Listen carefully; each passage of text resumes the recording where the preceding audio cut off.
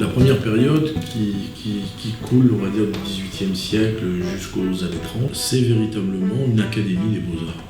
Donc on y enseigne le dessin, la peinture, les matières traditionnelles, etc. Et jusque dans la Seconde Guerre mondiale même, quand on voulait passer un diplôme de beaux-arts, il fallait aller à Paris. C'est-à-dire qu'en fait, l'école des beaux-arts en province, comme on disait à l'époque, c'était une école qui vous donnait les rudiments, la force, et qui vous préparait au concours des concours, qui était le concours des beaux-arts de Paris, que vous vouliez intégrer, qui avait le monopole un peu, on va dire, de ce diplôme. Ensuite, il y a eu ces lois de décentralisation, il y a eu tout cet effort, on va dire, de l'après-guerre jusqu'à, évidemment, accélérer jusqu'en, on va dire, en 68, quoi, qui ont été des années où les régions se sont dotées d'écoles d'art de plein droit qui diplômaient des élèves comme n'importe quelle école, avec des diplômes d'école. Et puis la nouvelle époque qui s'est ouverte, je dirais après 68, c'était une époque où il a s'agi d'essayer de mettre en avant les formes les plus contemporaines de création. Donc là, il s'agissait pas simplement du dessin, de la peinture, etc., mais de faire rentrer dans les écoles l'enseignement de la philosophie, de l'anthropologie, de l'histoire de l'art, de la critique au sens de l'appareil critique. Il a s'agi aussi de développer ce qui ne s'appelait pas encore les nouvelles technologies, mais qui commençait à l'être. Le studio son date de cette période, l'espace audiovisuel aussi, on commençait à parler de l'audiovisuel, pas à la place de nouvelles technologies, on faisait l'audiovisuel, mais c'était un vrai progrès, c'était vécu comme une modernité importante. Et puis l'époque qui s'ouvre devant nous avec le LMD, c'est une époque nouvelle où les écoles d'art essayent de faire reconnaître au monde académique, et je dis au monde académique, pas simplement français, européen et international, qu'il y a une recherche dans les écoles d'art. Cette recherche n'est pas une recherche qui colle à un paradigme universitaire, mais qui est une recherche depuis la création.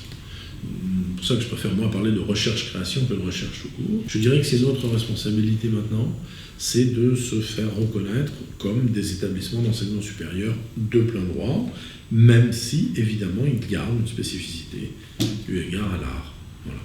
Ce choix d'être artiste est déjà une forme d'engagement et d'insurrection.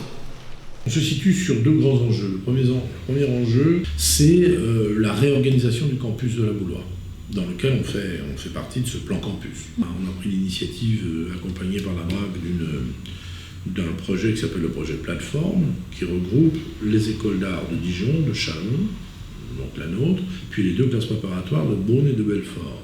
Donc vous avez la possibilité de suivre des workshops, de suivre des conférences, de vous inscrire dans des démarches déambulatoires, si j'ose dire, une circulation, voilà.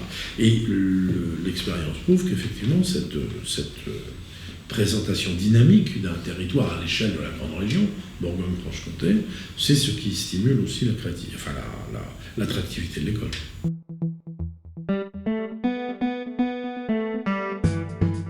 En tout premier lieu, c'était pour des questions de proximité, mais après, avec le recul, c'est quand même un gros avantage d'être ici parce que il y a quand même, on a eu l'occasion, à travers nos Erasmus, à travers des stages, de voir d'autres écoles d'art en France et en Europe.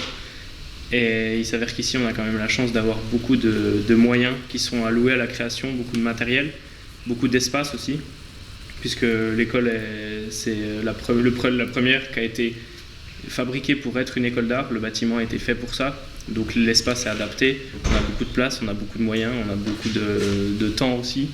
Donc voilà, c'est un des avantages à être ici. À la fois du matériel pour enregistrer, pour produire, des instruments, des jeux de micro, après table de mixage, ordinateur, logiciel.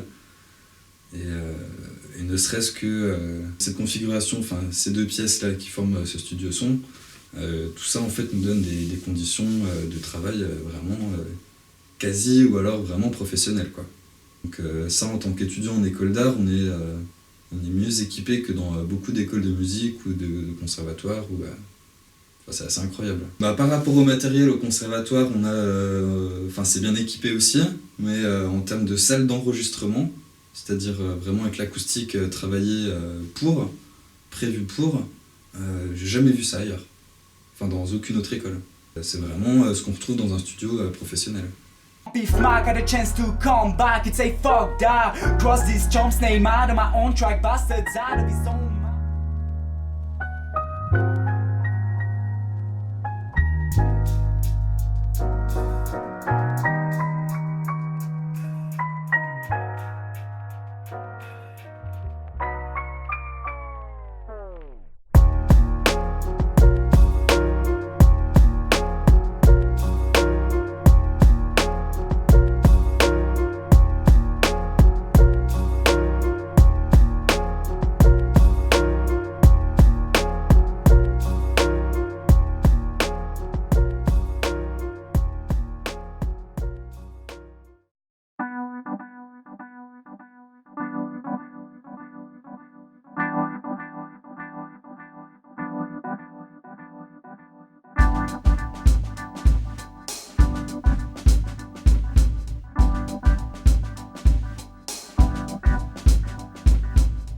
rapport au public, c'est quoi chez nous?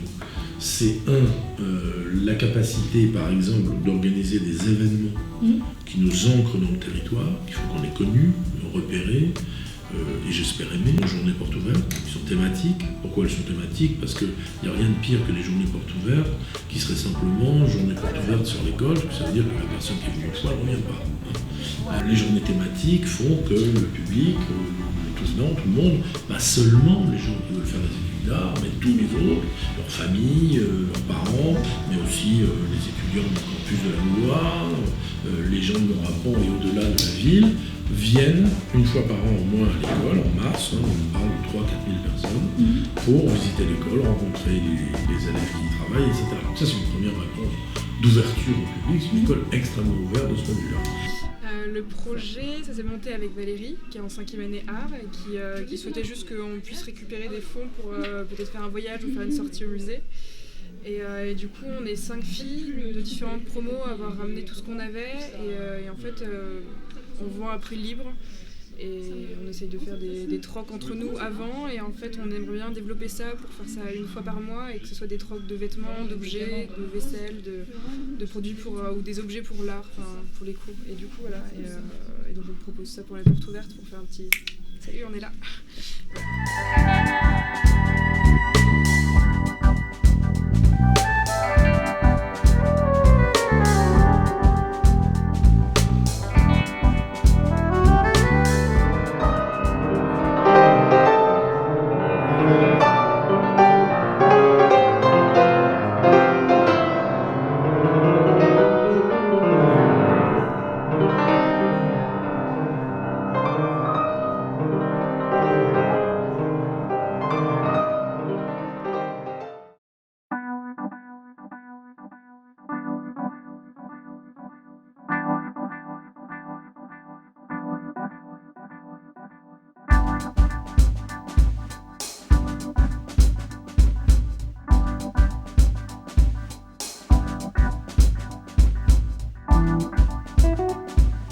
D'un coup, on se retrouve dans une séquence narrative presque à la Don Michael, c'est un truc drôle quoi en fait. Donc tout d'un coup, tu vois, la forme on va être justement dans la métaphore qui tout d'un coup va se retourner et se retrouver dans le paysage quoi.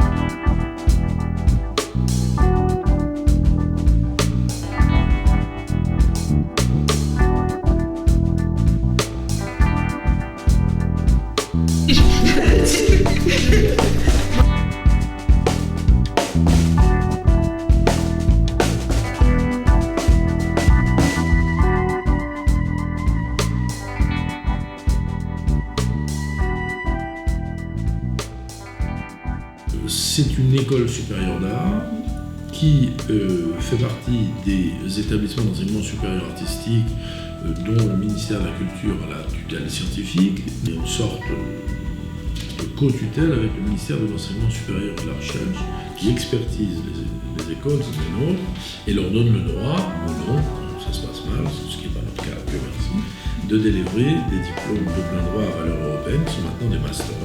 Nous délivrons des masters dans 2 spécialités, l'art et la communication visuelle. C'est-à-dire dans la communication visuelle, plus généralement l'art graphique en général. Cet institut, puisque l'ancienne Herba, École régionale des beaux-arts, est devenu Institut supérieur des beaux-arts, à l'occasion de cette grande réforme, qui a permis aux écoles d'art de rentrer dans ce qu'on appelle le processus LMD, qui vise à faire que l'enseignement supérieur européen soit harmonisé autour de grandes étapes que sont la licence, le master, le doctorat. Nous avons tout un tas de services qu'on a développés dans les cours du soir. Les cours du soir, c'est des centaines et des centaines de gens qui viennent écouter des cours de philo, des cours de dessin, de peinture, de que sais-je encore. Puis on organise des conférences, des débats, des colloques, on organise des expositions qui sont toujours gratuites, toujours, et ouvertes au plus grand nombre. Il s'agit quand même d'enseigner, il s'agit quand même de transmettre. Alors même les expositions chez nous ont un double aspect, comme n'importe quel lieu d'art sont des expositions visibles par le plus grand nombre, mais en même temps ce sont des outils de recherche, ce sont des cristallisations. Là on est en train de travailler à une exposition brindillant aux artistes enseignants, on travaille à l'organisation d'exposition, qui est une exposition qui sera tout à fait liée à la recherche du contrat social.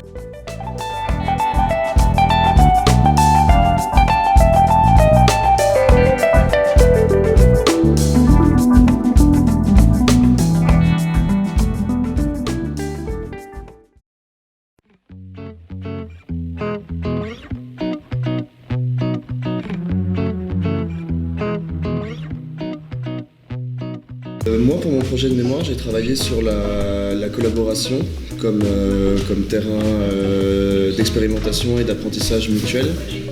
Le fait de travailler en collectif, ce que ça peut amener dans le travail, dans les résultats de production, de création, la collaboration artistique. Je me suis basé sur des exemples de collaboration entre graphistes et musiciens, parce que je m'intéresse beaucoup à la musique.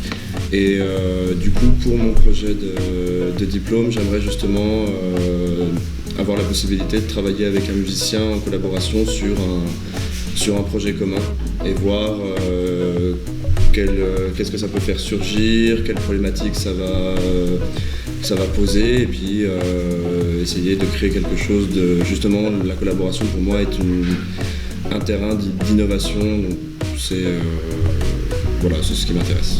Moi, j'ai travaillé sur la performance dans le design et donc la valeur ajoutée que ça peut avoir, ce que ça peut modifier le processus de création. Je parle de l'expérience plutôt que du résultat dans le design en général, mais notamment le design graphique, quoi. On va continuer cette recherche qui a duré 6 mois, qui a amené à ce mémoire qu'on a publié. Tout le monde a son sujet et que tout le monde va faire sa propre exposition.